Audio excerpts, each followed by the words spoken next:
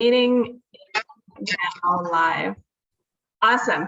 So here we are. We're here with Jessie L.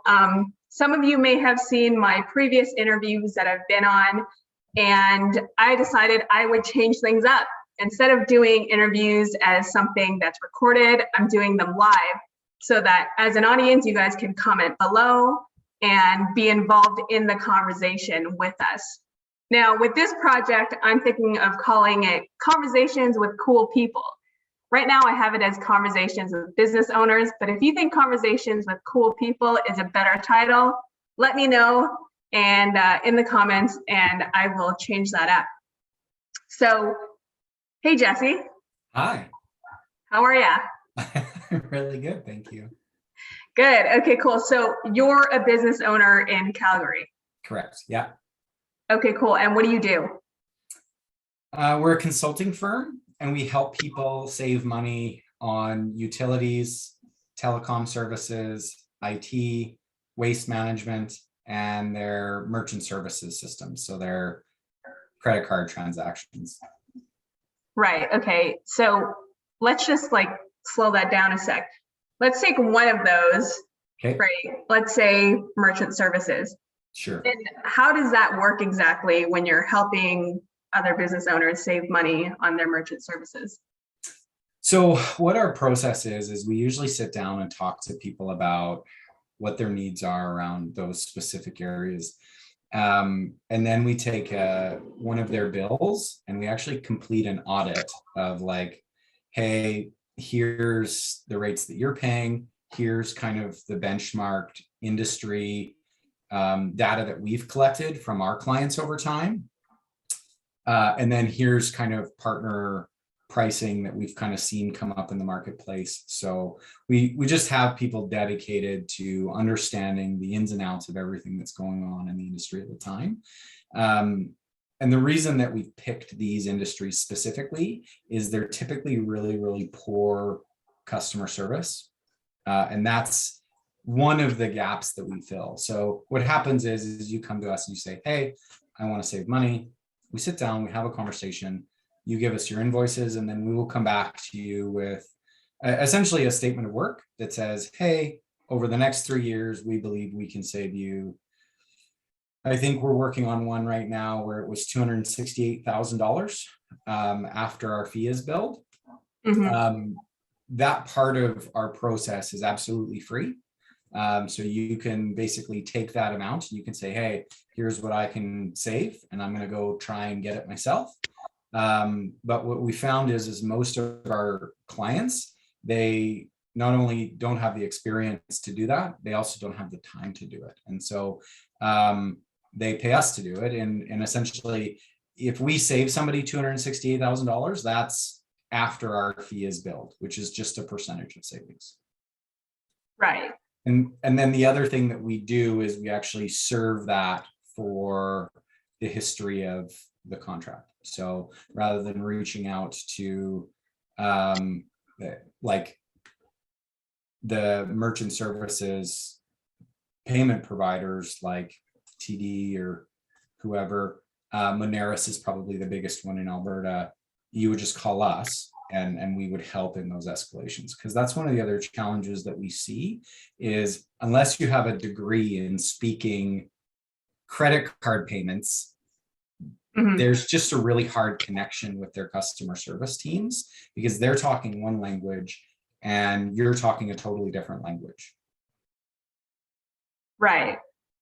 So when you're able to provide all these different services at better rates, how come a company like yours would be able to get partner pricing versus an individual going to try and get that pricing? Yeah, and it's not even necessarily we're providing it at better rates.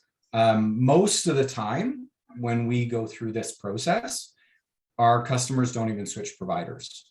They stay with their current provider. And part of it has to do with the fact that we speak the language so they can understand the things that we're saying. And then it also has to do with the fact that we know what to ask for. There's specifics in each one of these industries that if you don't ask for, I'll give you a prime example. We had a client who did a waste management audit with us, and they were being charged $350 a month. And the charge description was a non-standard non-charge. Would it, like, as somebody who, again, might not speak waste management, sorry, it was a regulated non-standard non-charge. What does that mean to you? Yeah, What I do you have think no that freaking is? clue. Yeah, it was literally a charge for nothing. And when they say regulated, they actually meant regulated by their company, but most people assumed that it was regulated by the government. So it's not questionable. Like in utilities, there's a lot of things that are regulated by the government. And Right. so this is kind of where the pricing is really, really confusing. And then on top of that, they were actually being charged a 44% fuel surcharge on top of the nothing charge. So we're going to charge you $350 a month to do nothing. And then we're going to charge you 44% fuel on top of that charge. And it's just, they didn't know. Right. And people look at their bills a lot of the time and they say, well, I could spend 6 months learning this industry, but I don't even know if I'm going to get a return on investment. And I think that that's where we provide the best value, is we can actually come to you and say, hey, there's an ROI here for you to invest some time into this. If you want to do it through us, typically that time investment is somewhere between 30 to 60 minutes, front to back. We just need to have a conversation to make sure that we've really captured what it is you want to do with that product or service. And then we go back and we actually spend building out our assessment. Usually takes 4 to 6 weeks, because we do research on what's happening in the industry today. We come back with different providers that allow us to benchmark our pricing. And then we use that to negotiate with current providers to say, hey, like, why do we have to switch providers for this? Because typically that's one of the biggest fears that we see, is people go, I can't afford my payment systems to be down. Mm-hmm. And so that's why we, even though sometimes it might be a little bit more to stay with current providers, people just say, no, I want to stay with my current provider, but can you just make them give me rates that are in line with the market rates? Right. Do you guys work with individuals as well as companies, or just companies? So we've thought about moving to the residential market, and unfortunately at this time we're just not doing it. The problem with anything from a mass market in consumer is customer service is really, really hard. And one of the big values that we bring is really high touch, high experience. Like, we don't want our clients having any problems with these services. And typically they're running into problems all over the place with these services. At least that's what we're seeing. And it's just, I don't think the service providers are to blame. They just have that same problem of, how do we do customer service on a mass scale that's really, really good? And so we didn't want to dilute our brand by potentially doing residential and individual services in not the same high touch way that we deliver services to businesses. Yeah. So not at this time. Yeah. I'm not saying it's going to be a never, but we need to basically do a lot for our business clients before we will start to bridge into that area. Yeah. I mean, especially when customer service really is one of the biggest factors in a business for a lot of people, right? Yeah. Especially in a business like yours. I know for me, like with, like to say, my travel agent, it's really nice to have that high touch when she just has connection with the customer service reps, or the person that I have supporting me with my phone line, right? Like, I just call him and he takes care of whatever it is, instead of me having to call Bell directly. And it's way more convenient. And I spend like 2 minutes talking to him, and he goes off and does whatever he needs to do with the agents on his side, as opposed to waiting on the line for 40 minutes to even talk to someone. Yeah, that was one of the biggest things that we heard from our clients. They're like, I don't even care about the cost savings anymore. I just don't want to spend 4 hours on the phone with TELUS. I just can't do it. Yeah, no kidding. Super annoying. Um, And that's the gap that we fill. And so we work like all of these really, really large companies know that they have gaps in customer service. And that's why they partner with us, is because we help them solve that. We make their customers happy where they're unable to, or have a history of unhappiness in the past. So typically our target market are not people that have great service and great relationships, because that's not generally what we see. What yeah. we see is people that say, oh, hey, that's great, you do cost savings, but can you also help me do X, Y, and Z? And that's actually where we've built out a team to handle those other requests that come in, like, hey, thanks for helping me fix my or reduce my bill from a telecom perspective, but now can you just give me some support to make it work? And we have connections there to make sure that that happens too. Okay, so it's a little more full service than like, hey, here you go, we got you the thing and we're out. We've seen other companies that have done what we do in the past. And one of the biggest areas that they've fallen down is the implementation of products and services. Anybody that understands the industry can come back and say, hey, here's what you need to do. But it's hard to get done. Like I'll give you a little bit of my background. I spent 15 years as a technology strategist with TELUS. And I had clients that we were 2 years in getting products and services implemented. And I had all of the resources as an internal employee, and it still took 2 years. Wow. And as an external person, you're just very, very limited. And that's, again, why we built out these partnerships, is so we can actually go back to our partners and say, hey, we really need your help getting this stuff installed. And these aren't resources that are just available to individual companies. Yeah. Have you ever gone into a company and done an audit and not found something that you could save on? It's rare. I would say it's less than 10% on one product line. So, and I'll give you a primary example. In some cases, you'll have an IT manager that's running a really efficient IT shop, exactly the way the management is supposed to be doing it. Their costs are in line with the market. They're just really astute. They know about the industry. And in those areas, we just come back and say, hey, your team is doing a great job. Continue, like, do not lose them, because here's what it will cost you if you do. And so we actually help the business justify the people in those positions. But generally speaking, if somebody comes back with all of their services, no, there's never a case where we don't find something. I've even had clients that are dealing with us in some areas. And a primary example, like I had a client that we were doing a bunch of stuff in their telecom space, and they just re-signed utility contracts. They have a guy that it makes, let's call it $80,000 a year, whose job is to negotiate these contracts. So they pay him.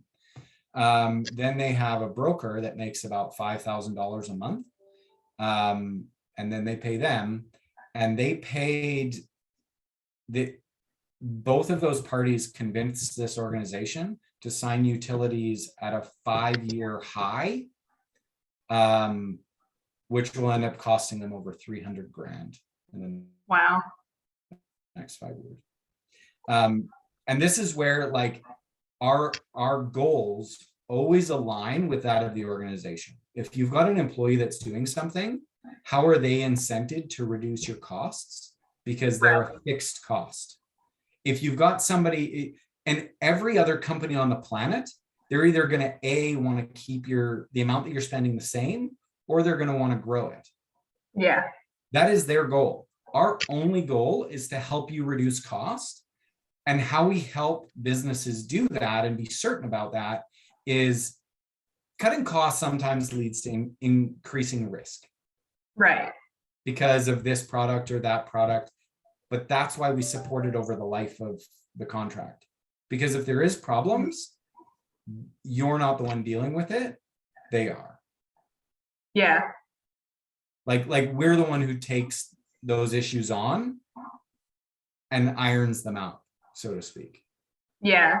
Yeah. Because sometimes that is a trade-off, right? Like if you're gonna spend a little less on something, you're giving up maybe the value or the service or whatever that may not always be worth it.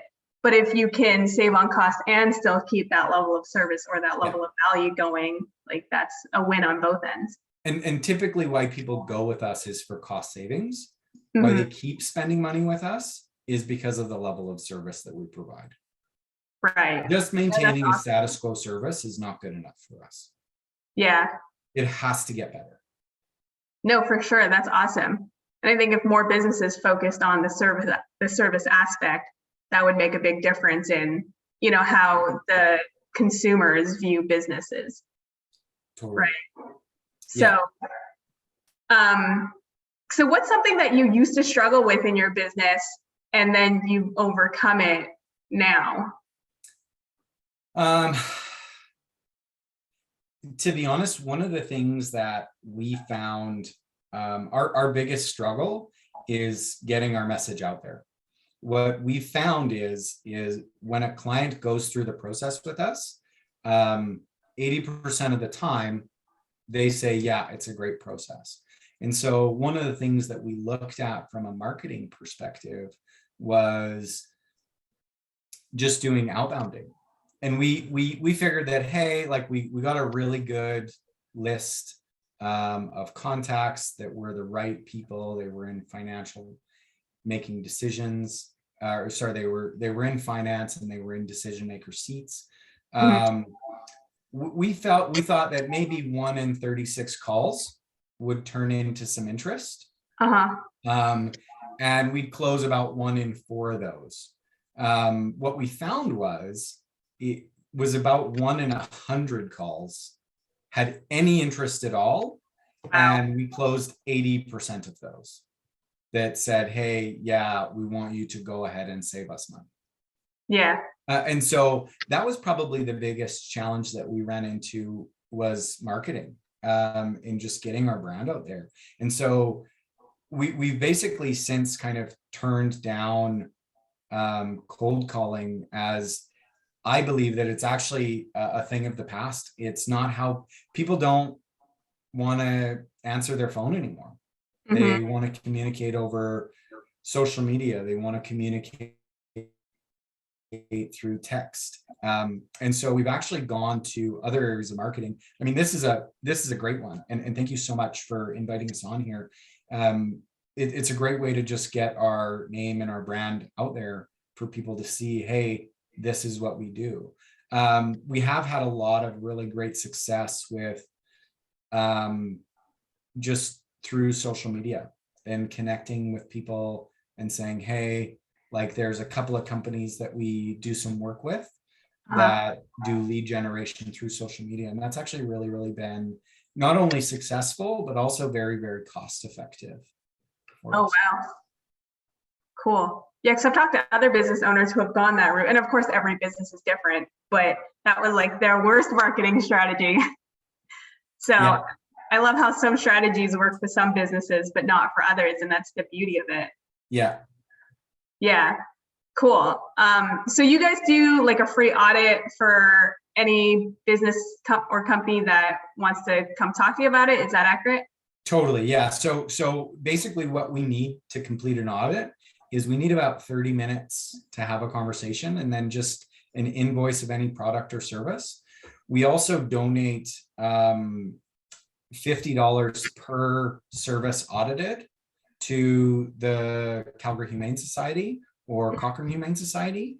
Again, so you're getting a no commitment free audit done as a business, and we're donating up to $200 to help out the puppies. Cool. How can people get in contact with you? We do have many streams of contacts, email, our website, social media, text message. pretty much I would say that one of the things that we've tried to do is open it up to every channel. So I would even flip that. I would say, however you want to contact us, that's how we're going to be available to you. Okay, so you're watchdogms.com. Yes, that's correct. It's watchdogms.com. So it's Watchdog Management Services. And then what are you on Facebook and Instagram? It's the same. It's under Watchdog Management Services. Okay, cool. Awesome. I will post the links in the Facebook profile after. Yeah, in the comments? That's right, yeah. Yeah, perfect. Okay, cool. One last question before we end this conversation. Tell me what's most inspiring to you. I think that the most inspiring thing, like about what inspires me personally, or what inspires me about my business? No, what inspires you personally? I look at my kids and I think about all of the challenges that they've had to overcome in the last couple of years, and how hard this has been for them. And you know, that's actually where I get my strength from every day, is just seeing how excited they are to go on about their days and learn and grow. And I think as adults, we forget how much, like, we have to go through a little change, and it's the end of the world.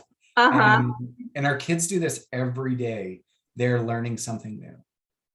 And I think that just inspires me to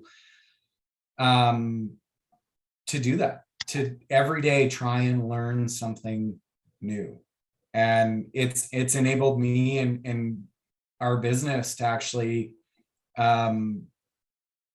start in the midst of an epidemic. Our business was born.